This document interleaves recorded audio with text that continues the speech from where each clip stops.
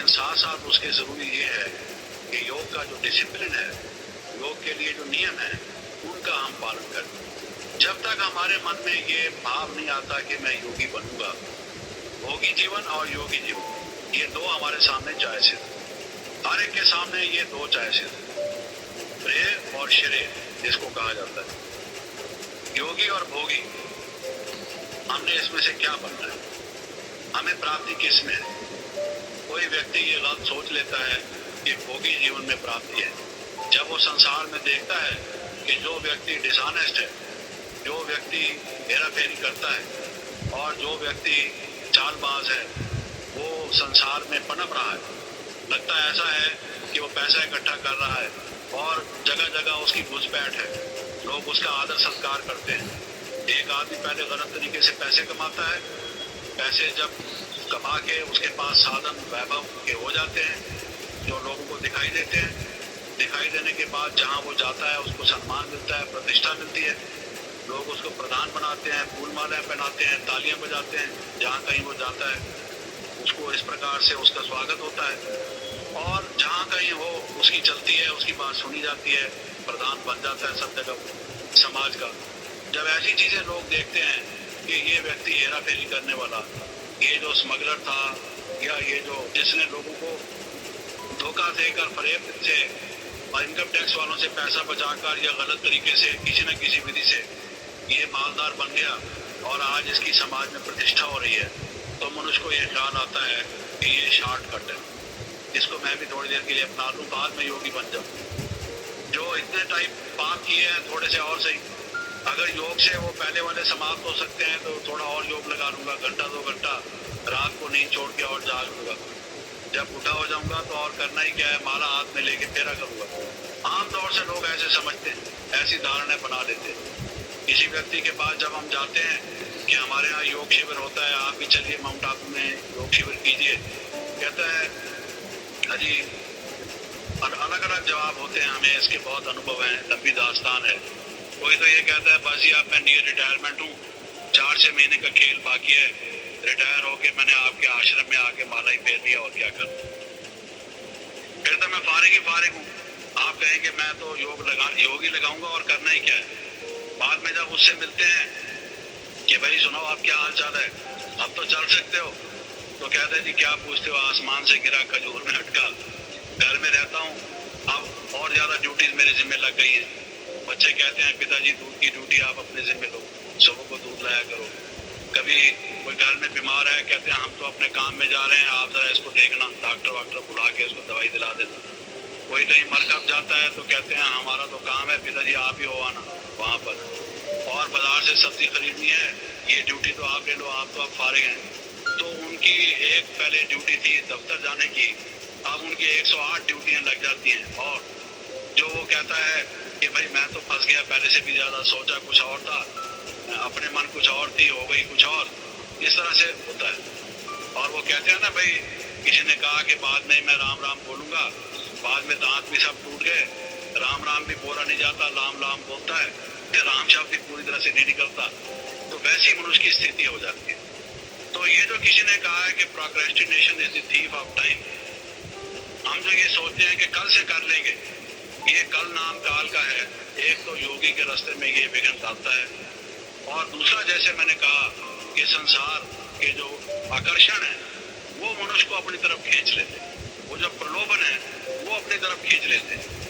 कहीं मोह में मनुष्य अटका हुआ है, कहीं ममता में अटका हुआ है, कहीं किसी और बात में अटका हुआ है, तो आप ये देखेंगे कि कहीं ना कहीं उसको रुकावट लाइफ में आ रही है, जिसके कारण से वो जो आनंद प्राप्त होना चाहिए, शांति प्राप्त होनी चाहिए, शक्ति प्राप्त होनी चाहिए, जो उसके मन में बीच बीच में इच्छा होती है कि मैं कुछ करूं जिससे मेरा वो पूरा लाभ हो, जीवन का लक्ष्य मुझे प्राप्त हो, उससे वो वंचित रह जाता है इन्हीं कारणों से।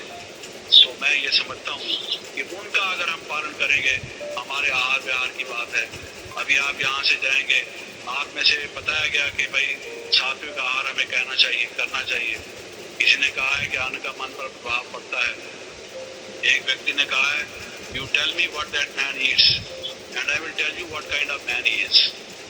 आप मुझे ये बता दो वो व्यक्ति क्या क्या चीज खाता है, गाजर खाता है कि मूली खाता है कि शलगम खाता है प्याज खाता है कि लहसुन खाता है या मीट खाता है या एग्स खाता है या क्या क्या खाता है, तो मैं आपको बता दूंगा कि वो आदमी किस टाइप, क्योंकि ये बनता तो सारा उसी से है। तो इसलिए अन्न का मन पर प्रभाव पड़ता है, ये हम समझते हैं। कोशिश करते हैं हम यहाँ से जाने के बाद सोचेंगे कि हम पवित्र भोजन करें। मधुबन में जैसे भोजन मिला था वो अच्छा भोजन था, लेकिन कोई दोस्त कहेगा भाई फलाने की शादी है उस पर आना, हम कहेंगे भाई आएंगे तो सही, लेकिन हम भोजन जो है अब हमारा चेंज हो गया है, भोजन हम नहीं करेंगे। कहेगा नहीं ये कैसे होगा, तुम आओगे भोजन नहीं करोगे, अच्छा हम भोजन तो कर लेंगे लेकिन हम शाकाहारी भोजन करते हैं। कहेगा ये क्या बात करते हो।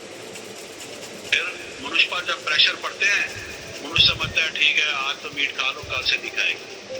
तो इस तरह के जो डावाडोल बेपेंदे के लोटा अगर मनुष्य कोई बन जाता है तो then one can not stabilize in life. योग है ही एक प्रिंसिपल टाइप असूल के जीवन। अगर आप सचमुच समझते हैं, if you are really convinced, it is only courage of conviction which is required on your part. If you really think that our food affects our mind, then if that man does not know, instead of giving that knowledge to him, why are you being influenced by him?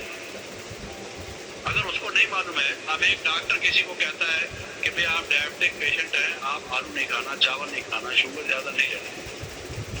Doctor की बात तो मान लेते हैं, लेकिन एक spiritual doctor कोई आपको बताता है कि आपकी हेल्थ ऑफ माइंड के लिए, हेल्थ ऑफ बॉडी के लिए वो आपको बता रहा है, आपके हेल्दी माइंड के लिए, आपके पीस ऑफ माइंड के लिए, आपके लाइफ के स्पिरिचुअल डायमेंशन के डेवलपमेंट के लिए ये चीजें जरूरी है।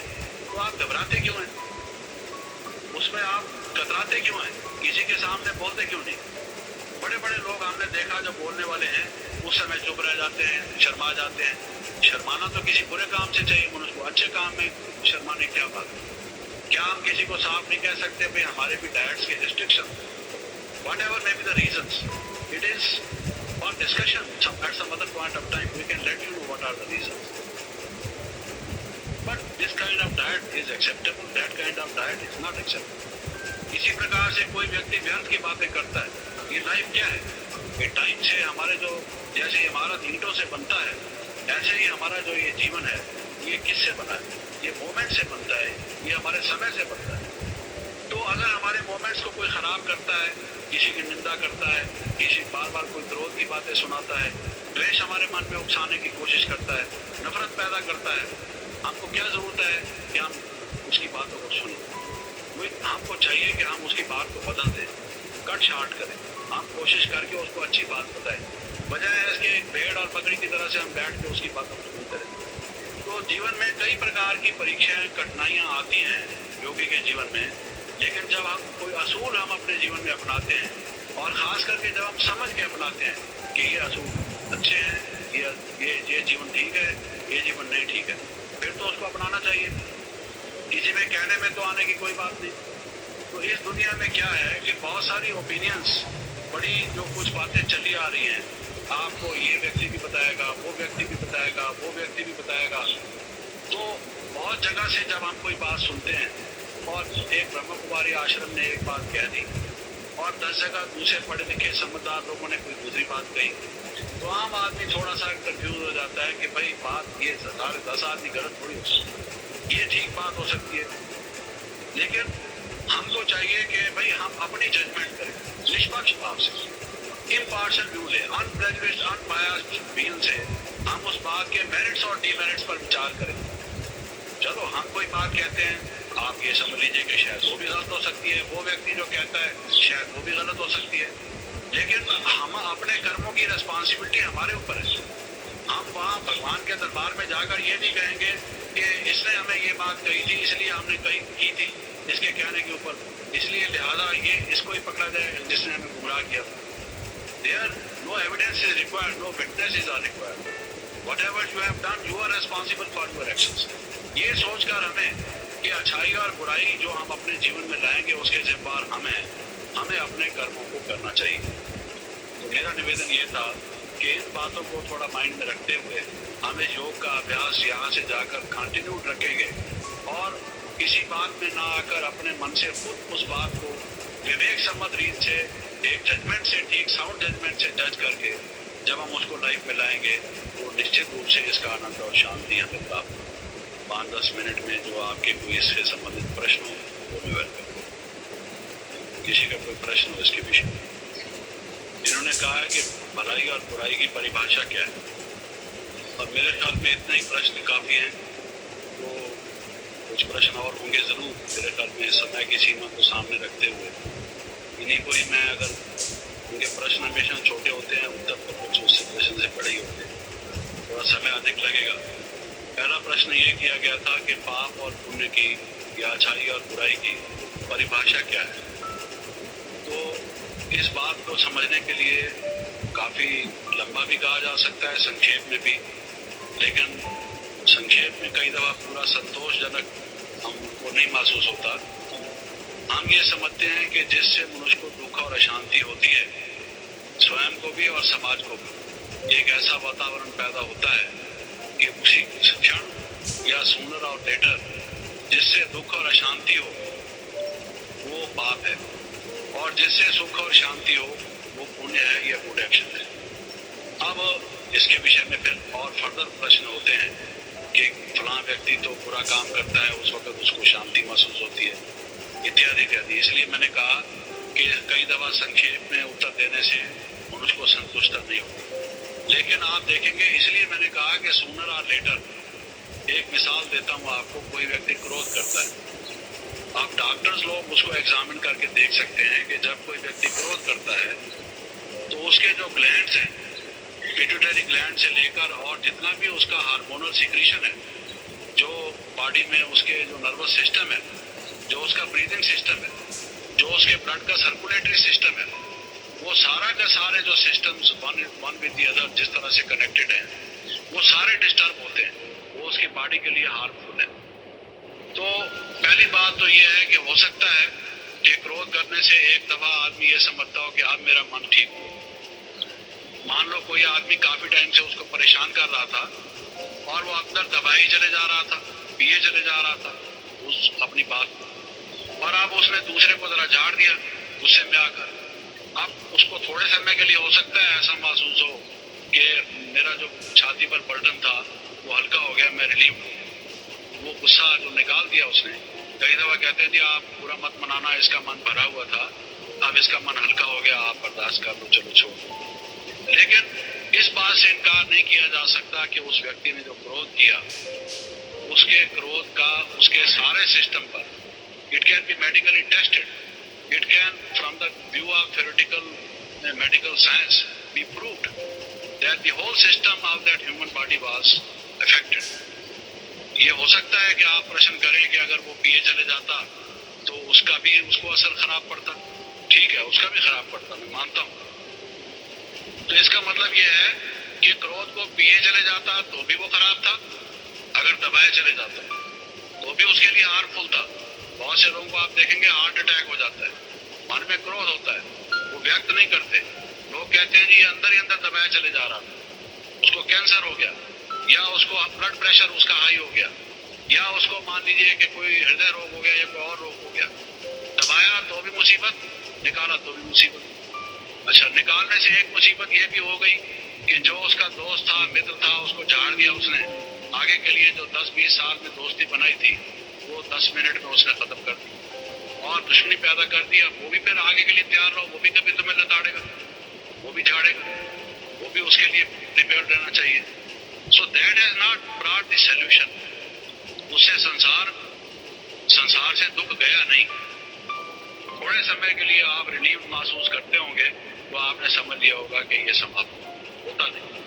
इसी तरह से लोभ देख ले आप, जो व्यक्ति लोभ करके गलत तरीके से धोखाबाजी से पैसा कमाता है, हमेशा उसको डर लगा रहता है, खटका लगा रहता है कि कभी भी इनकम टैक्स वालों का रेड हुआ, मैं पकड़ा गया, मेरी इज्जत भी जाएगी और सारा मुसीबत से इकट्ठा किया हुआ पैसा भी जाएगा, और क्या उसका नतीजा निकलेगा।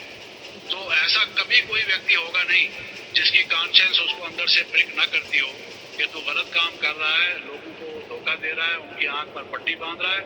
एक दिन तेरा सारा भेद खुलेगा और खुलता है सूनर और लेटर।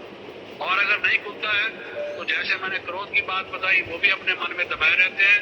उनको नींद में पुलिस वाला, इनकम टैक्स वाला दिखाई देता है, स्वप्न दिखाई जरूर देता है, चाहे इस दुनिया में प्रैक्टिकली घर में आके वो रेड करके सामने दिखाई दे जाए या स्वप्न में दिखाई दे जाए, क्योंकि वो प्लानिंग करते हैं कि कहाँ छिपाऊं, कैसे करूं। डेड वाले को सामने रख के ही करते हैं। अगर वो सामने ना रखे तो फिर उसका इंतजाम नहीं कर सकते छिपाने का। चोर को पहले ख्याल में रख के आदमी छिपाने की कोशिश करता। तो मैंने एक छोटी सी मिसाल आपको दी कि जो विकार है, इसको विकार कहा जाता है। काम, क्रोध, लोभ, मोह, अहंकार और आलस्य, ये 6 विकार है। विकार माना विकृतियां, जो बदला हुआ रूप है। जैसे मैंने बताया, असल में प्रेम है। प्रेम से मनुष्य को शांति होती है, सुख होता है।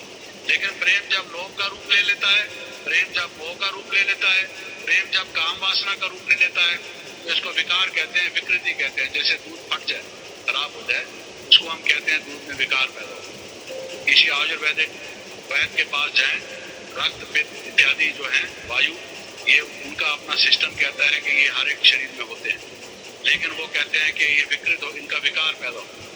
किसी को गैस पैदा हो गई, वो कहते हैं ये तुम्हें वात का या वायु का विकार पैदा हो। किसी को ब्लड प्रेशर हो गया, तो कहेंगे रक्त का विकार पैदा हो। ये विकार इसको कहते हैं।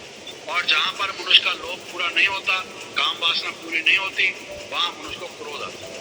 क्रोध अपने में कुछ नहीं है। जब मनुष्य का ये पूरा नहीं होता तब उसको क्रोध आता है। और पूरे होते हैं तो अभिमान आ जाता है कि मेरे पास सब कुछ है, मैं सब कुछ कर सकता हूँ। इसलिए इनको विकार कहा जाता है।